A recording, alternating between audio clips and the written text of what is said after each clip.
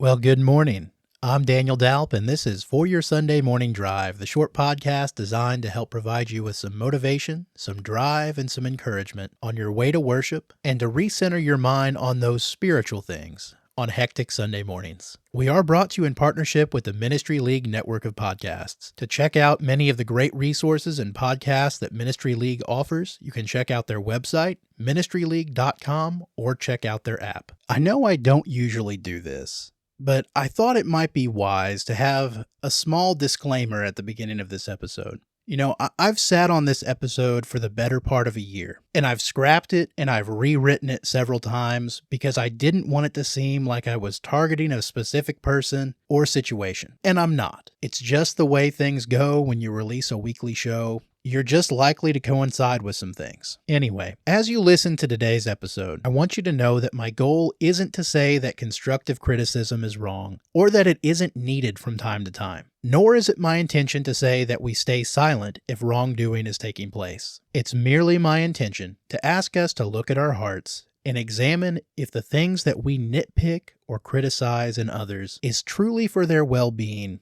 and that of the church, or if it's tied up in our own opinions and egos. Anyway, as always, I'm thankful that you're giving today's episode a listen. I hope it challenges you. It challenged me as I was recording it, and I pray you give me some grace in this episode and that we give each other grace in the church. And most importantly, that we give God the glory. Let's go ahead and get the show on the road. This is episode 59, A Skunk in the Daylily Field. Let's go to church.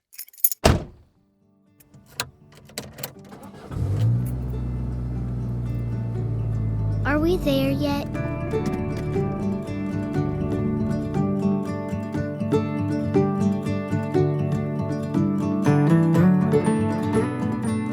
Within the last couple of years, my parents have opened a daylily farm. And let me tell you, when the flowers are all in bloom, it's a beautiful sight to see. And with all those varieties of daylily growing in rows alongside lavender and hibiscus and other plants, how could it not? It's always interesting to see how even though there are hundreds of types of flowers all planted in the same field, they all bloom at more or less the same time, growing together to make something beautiful. Well, early last season, my mom texted me a picture of a skunk amidst all of these flowers. And you know, I couldn't help but think of the church, because the Lord's church is beautiful. It's made up of broken, imperfect people of so many different varieties, backgrounds, colors, all kinds of diversity, all growing together after the pattern of our perfect Savior. All of us growing in the light of the Son of God. But doesn't it just seem inevitable that someone causes a stink? A skunk shows up.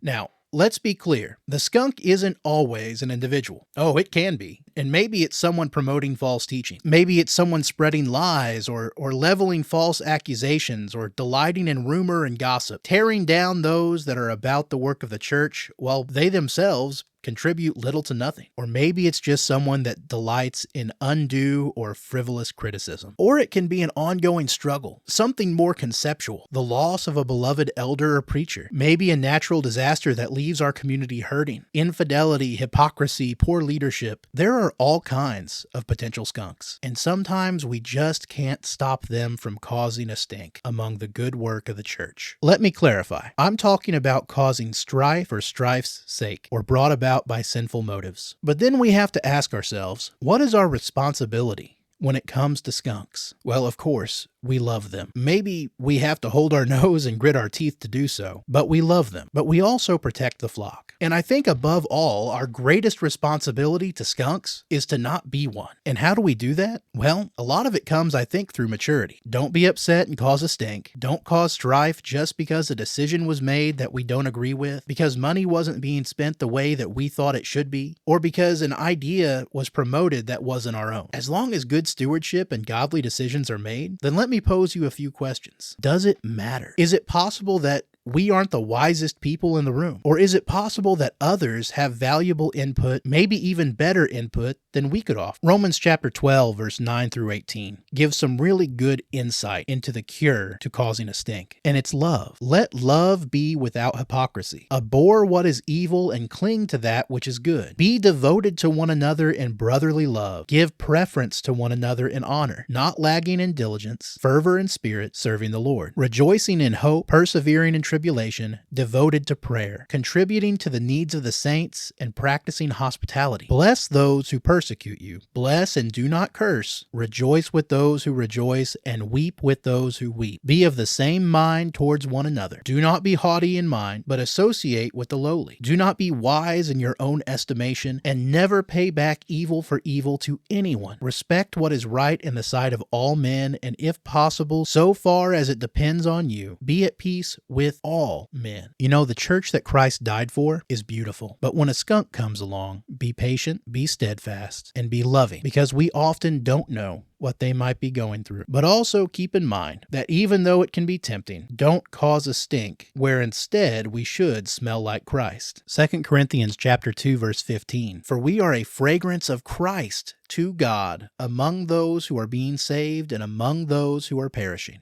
And above all else, isn't unity the goal? Well, those are my thoughts for your Sunday morning drive. Now it's time to hear yours. And don't forget, you can always share your comments and thoughts on foryoursundaymorningdrive.com. Our discussion questions for today are, have we been guilty of being skunks? Do we ever cause unnecessary strife? How are we encouraging those who are about the work of the church? And are we about that work ourselves? Are we removing the plank before focusing on the splinter? And when is criticism appropriate? And what does the Bible say about how to take action upon it?